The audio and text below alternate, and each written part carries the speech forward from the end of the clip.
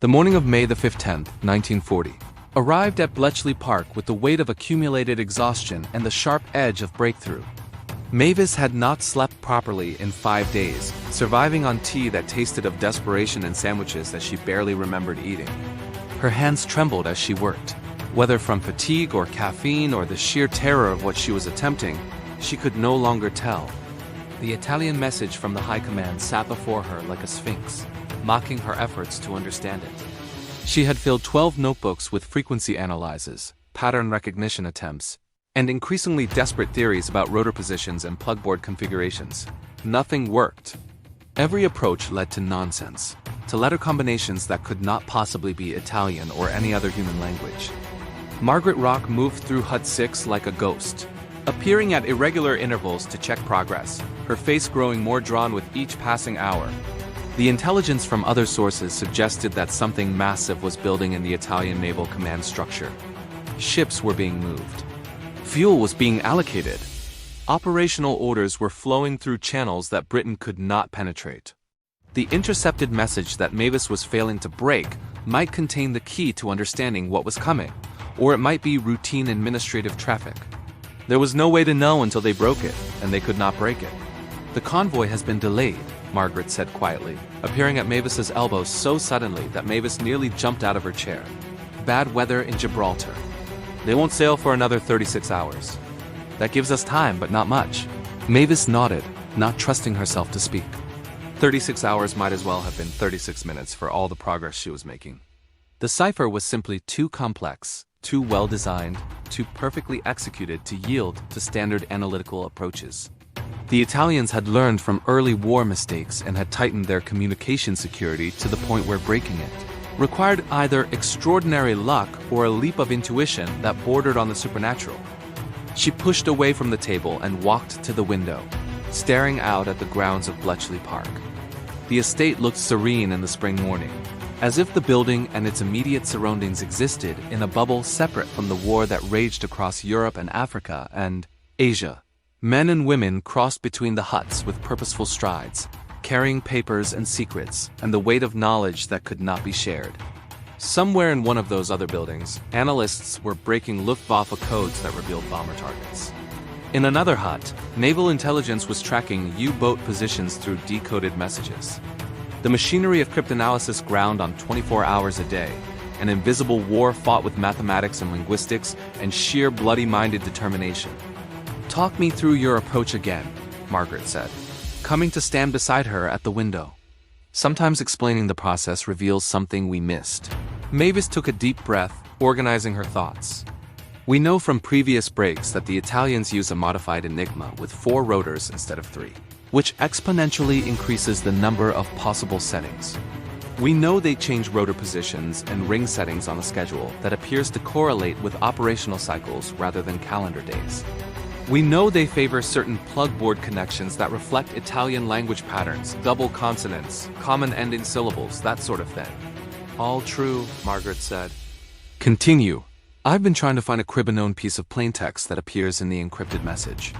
Standard procedure would be to look for common phrases. Nothing to report in German intercepts, for example, or weather terminology. But this message is too short for standard administrative language, and too long for a simple operational order. It's something else entirely, something that doesn't fit the patterns we've established. What if it's not a standard message format at all?" The voice came from behind them, startling both women. Alfred, the quiet young man who rarely spoke, had approached without them noticing. He stood there now, blinking nervously behind his wire-rimmed spectacles, looking as if he regretted saying anything at all. "Explain," Margaret said, her tone encouraging but urgent. Alfred shifted his weight from foot to foot, uncomfortable with the tension. "Well, I've been listening to the Italian naval frequencies for 3 months now, cataloging transmission patterns. Most messages follow predictable rhythms, length, timing, repetition patterns. This message is different. It was sent once, not repeated. It was transmitted at 0300 hours, which is unusual for administrative traffic. And the operator's fist, his sending style on the Morse key, was irregular, hesitant, as if he was nervous about what he was transmitting." Mavis felt something shift in her understanding, like tumblers clicking into place in a lock. What if it's not routine traffic? What if it's something the operator himself found significant? Something that made him nervous? Margaret was already moving back to the table, pulling out the intercept logs. If the operator was nervous, he might have made mistakes. Transposition errors, doubled letters, hesitation that shows up in the encrypted text itself. She spread the papers out, scanning them with renewed intensity. Here, look at this sequence. These 5-letter groups have unusual spacing in the original Morse transmission. The operator paused here, and here again. Mavis leaned over the papers, her exhaustion forgotten in the sudden rush of insight. If he paused, he might have been checking his codebook. And if he was checking frequently, it might mean the message contained unusual vocabulary. Technical terms he wasn't familiar with. Place names he had to look up. Place names, Margaret breathed. Of course, Italian naval Enigma operators are trained on standard naval terminology. But what if this message contained specific geographic coordinates or harbor names that aren't part of standard operational vocabulary? They began to work with renewed energy, approaching the cipher from this new angle. If the message contained place names, those names would have distinctive letter patterns. Italian place names often ended in vowels. Coordinates would contain repeated number words. Naval terminology would include standard Italian naval abbreviations that, while encrypted, would still reflect underlying structural patterns. Hours blurred into each other. The sun climbed to its zenith and began its descent toward evening.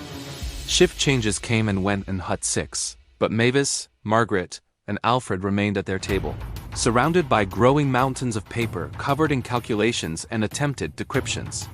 Other analysts glanced over occasionally, recognizing the intensity of critical work, but knowing better than to disturb it unless absolutely necessary. At 6:30 in the evening, just as the light outside was fading to twilight, Mavis made a connection that caused her to inhale sharply. "Here," she said, her voice tight with controlled excitement. "This sequence, if we assume it's a place name, and if we try it with rotor settings that match the pattern from last Tuesday's partially broken message, and if we account for the plugboard connections we've identified ... Her hands flew across the papers, working through the decryption manually, letter by letter.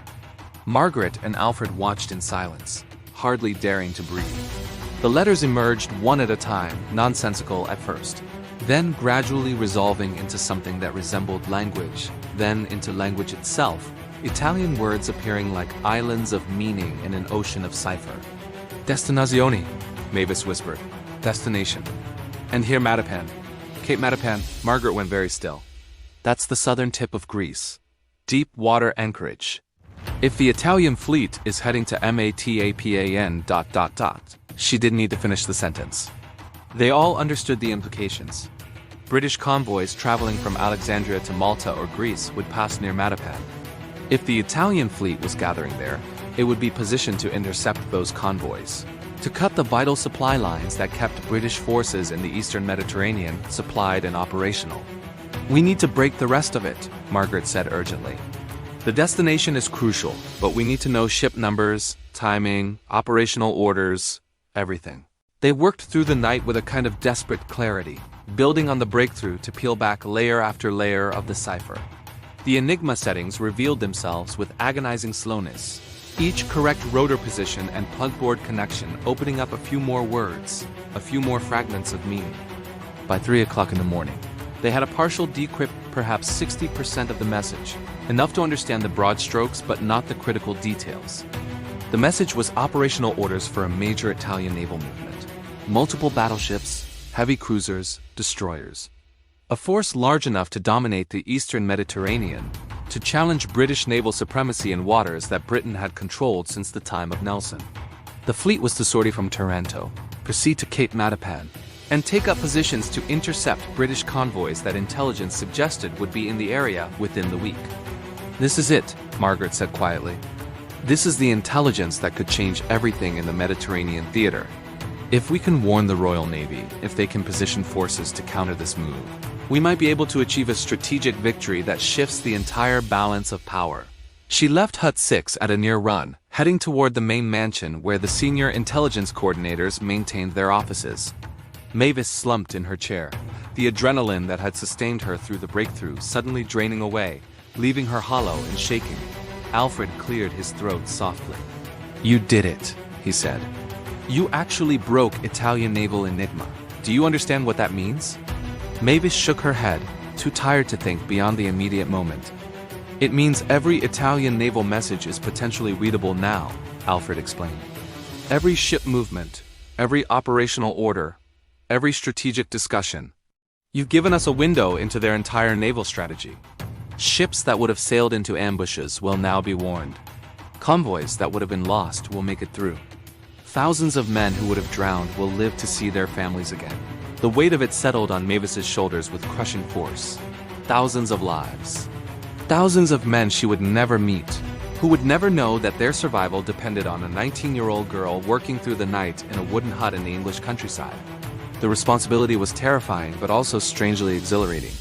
For the first time in her life, she understood what it meant to matter, to make a difference that transcended personal achievement.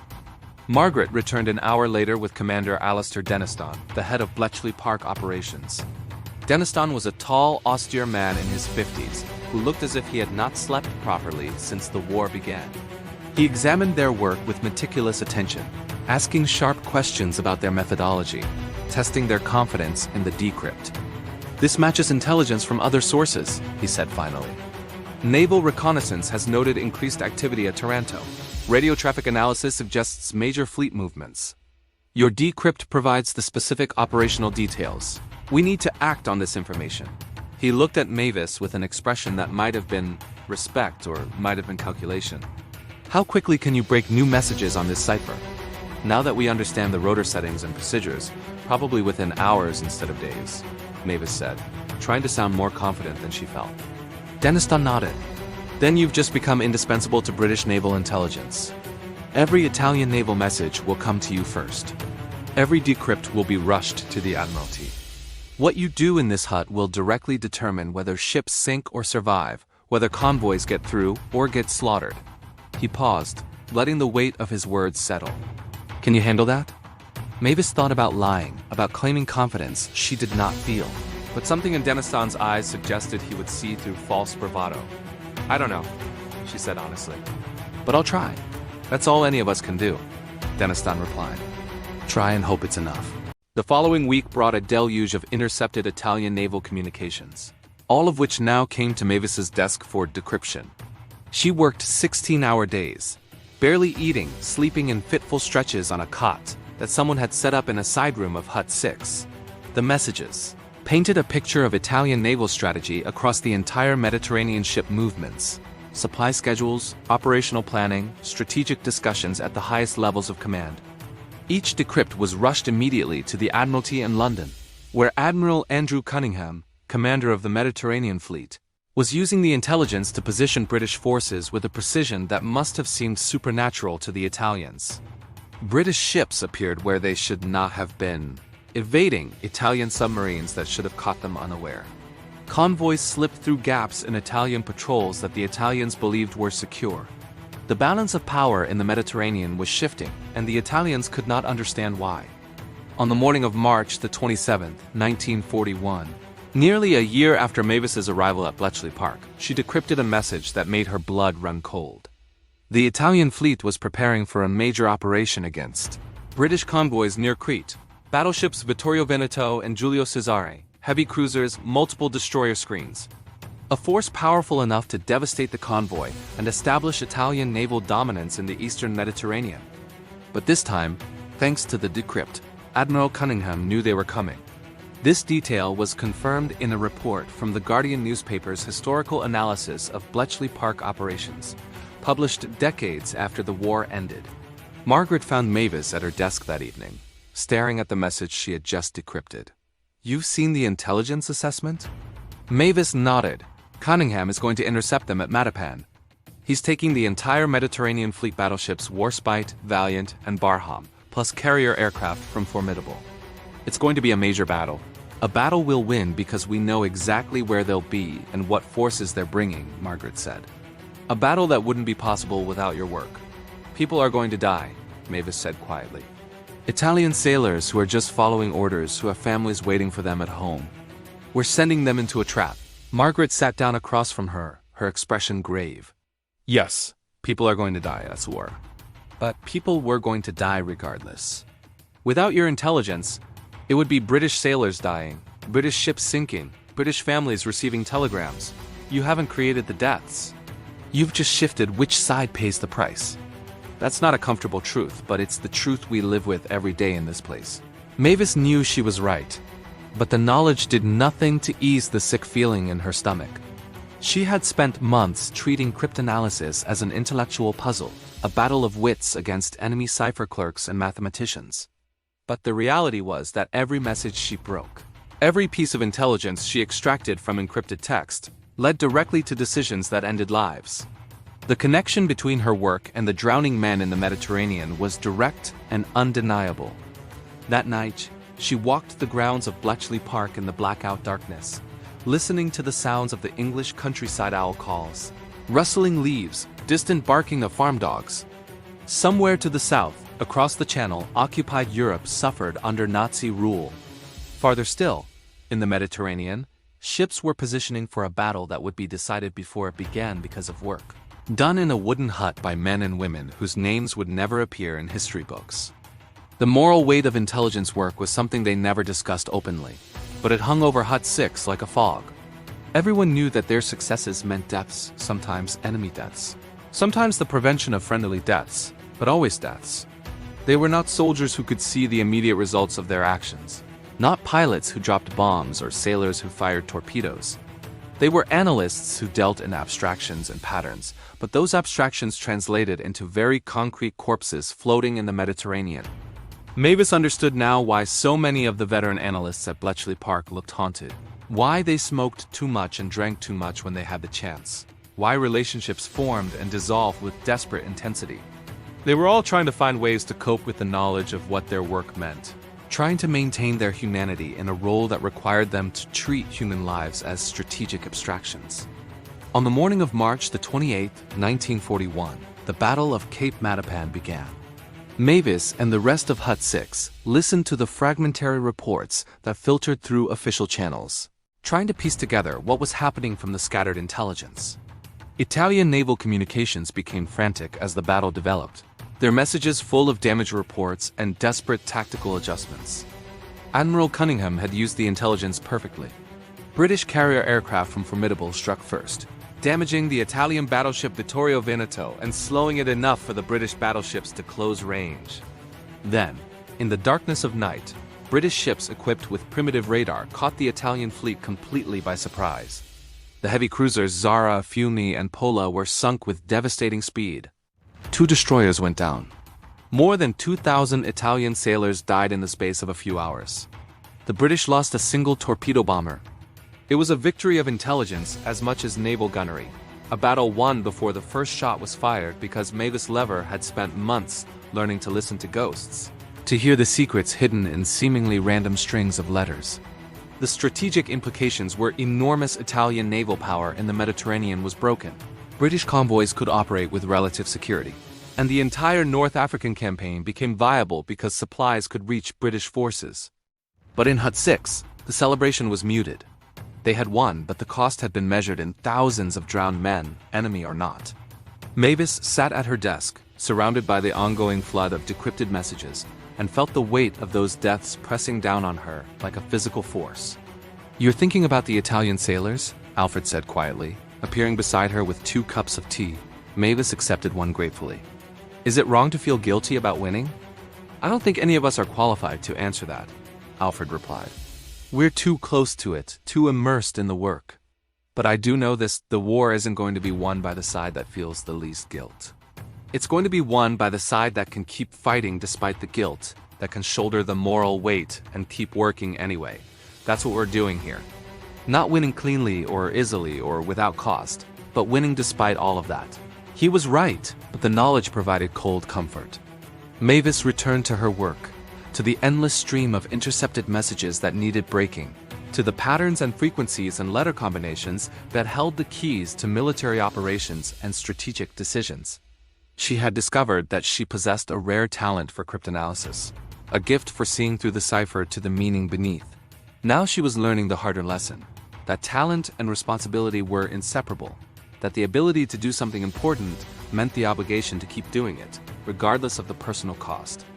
The weeks following Matapan brought a surge of Italian naval traffic as they tried to understand what had gone wrong, how the British had achieved such a devastating surprise attack. Mavis broke message after message, each one revealing more about Italian confusion and demoralization. They suspected radar. They suspected spies. They suspected betrayal at the highest levels of command.